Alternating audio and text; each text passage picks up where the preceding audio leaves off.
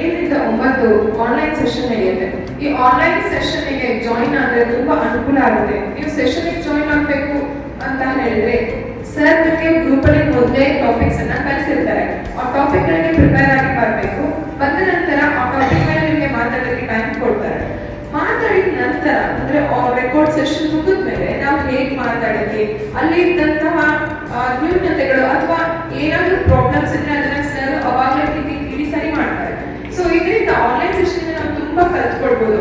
Like voice modulation ಇರ್ಬೋದು, ಅಥವಾ ನಾವು ಐ ಕಾಂಟ್ಯಾಕ್ಟ್ ಇರ್ಬೋದು, ಕ್ಯಾಮ್ರಾ ಎಲ್ಲ ನೋಡ್ತಾ ಇರ್ತೀವಿ, ವಿದಿನ್ ಫ್ರೇಮ್ ಬರೋದಿಲ್ಲ. ನಾವು ಕಂಟೆಂಟ್ ಇಂದ ಹಿಡಿದು ಓಪನಿಂಗ್ ಕ್ಲೋಸಿಂಗ್ ಇಂದ ಹಿಡಿದು ಪ್ರತಿಯೊಂದನ್ನು ಹೇಳ್ಕೊಡ್ತಾರೆ.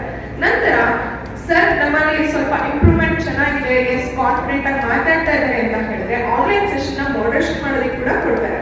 ಒಂದು ಟಾಪಿಕ್ ಅನ್ನ ಕೊಟ್ಟು ಮೋಡರೇಟ್ ಮಾಡಿ, ನೀವೇ ನಿರೂಪಣೆ ಮಾಡಿ ಅಂತ ಕೂಡ ಹೇಳ್ತಾರೆ.